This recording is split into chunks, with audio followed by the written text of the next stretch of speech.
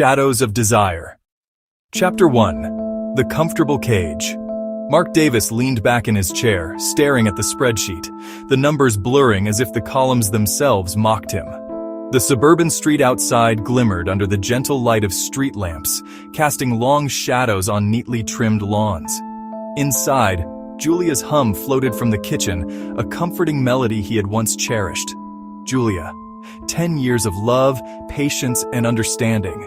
She knew his coffee order, the book he would abandon halfway through, and the tie he wore on casual Fridays.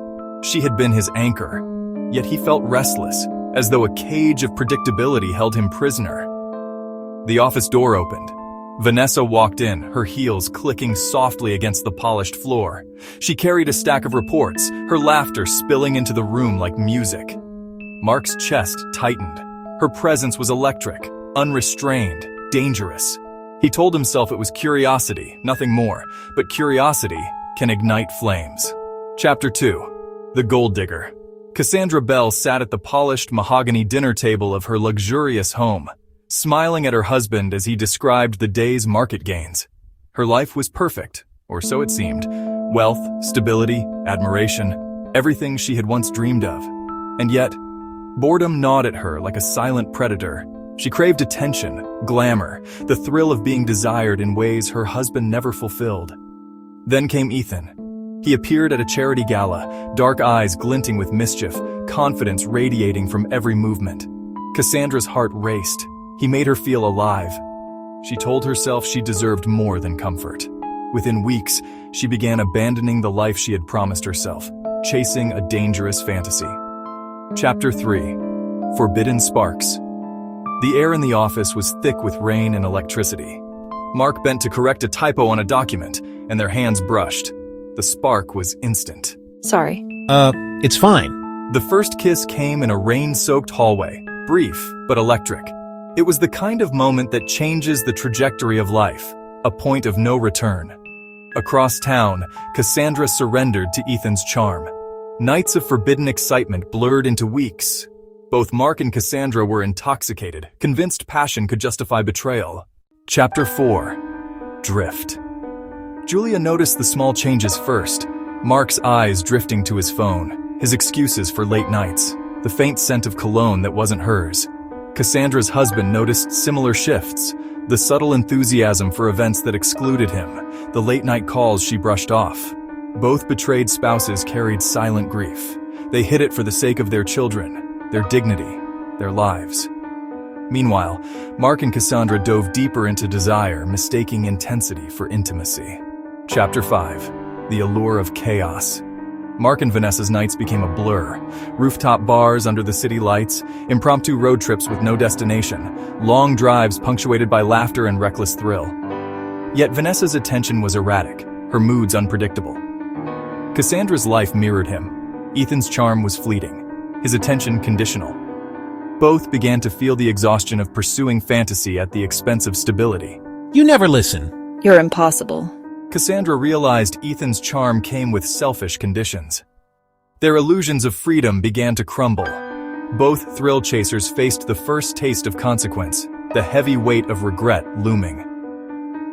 Chapter 7. Night of Reckoning. Vanessa left Mark abruptly after a heated argument, slamming the door behind her. Cassandra was abandoned by Ethan in the same ruthless fashion. Mark returned to his empty apartment, the silence deafening. He dialed Julia's number, voice trembling. I'm sorry. We're safe, we're happy, you made your choice. Cassandra faced her husband's quiet resolve, understanding she had no one to blame but herself. The consequences of desire without loyalty had arrived. Shadows of Desire, Part 2 and the 3. Chapter 8. The Void. Mark sat alone on the threadbare couch, the hum of the refrigerator the only sound. The apartment was silent, empty, and unforgiving. The adrenaline of Vanessa's presence had vanished, leaving only a hollow ache. Every thrill he had chased now felt meaningless. Cassandra stared out at the city skyline from her penthouse balcony. Ethan's absence was a sharp emptiness that cut deeper than she had expected. The luxury surrounding her could not fill the void he left behind. She realized painfully that excitement without substance was a mirage, leaving only regret. Chapter 9. Reflections. Mark walked the quiet streets at night, notebook in hand. He wrote of mistakes, of impulses ignored, of love abandoned. Every step echoed a painful truth. Desire without integrity destroys more than it creates. Cassandra spent hours in her sunlit studio, sketching the contours of regret. She confronted choices, the illusion of glamour she had chased, and the life she had abandoned. Both realized redemption must be sought within, not through recapturing lost love. Chapter 10. Parallel Lessons. Mark. Thrill without loyalty leads to emptiness. Cassandra. Glamour and excitement cannot replace stability. Julia and Cassandra's husband demonstrated enduring love, patience, and resilience. Shared truth. Desire can mislead, but wisdom and integrity endure. Chapter 11. Julia's rebirth. Julia immersed herself in her own life, work, friends, and her children. The pain of betrayal lingered, but she refused to let it define her. She ran in the early mornings, volunteered at the local school, and discovered joy in independence. Watching her children laugh one evening, she realized happiness could thrive even after heartbreak. She was stronger, freer, and more alive than she had been in years. Chapter 12. Cassandra's Awakening. Cassandra stared at her reflection in the glass of her studio. She had lost Ethan, but in that loss found clarity. She focused on independence, meaningful relationships, and personal achievements. Her life became her own, painting, traveling, reconnecting with old friends, and for the first time she felt truly fulfilled. Chapter 13. Parallel Lessons. Mark journaled, reflecting on impulses, loyalty, and the cost of betraying love. Cassandra sketched, thinking of lessons learned the hard way. Both realized growth comes from self-reflection, accountability, and humility, not reclaiming lost affection. Chapter 14. Bridges Burned. Mark tried contacting Vanessa, no response. She had moved on. Cassandra reached out to Ethan once, seeking closure. He shrugged and disappeared. Both understood that some bridges once burned cannot be rebuilt. Redemption had to come from within. Chapter 15. Rebuilding. Mark rebuilt his career, repairing friendships and creating a routine rooted in stability. Therapy helped him understand patterns that led to betrayal and how to manage impulses. Cassandra cultivated independence, forming meaningful friendships and pursuing creative passions that affirmed her self-worth. Chapter 16. New Foundations. Mark and Julia re-established communication for co-parenting.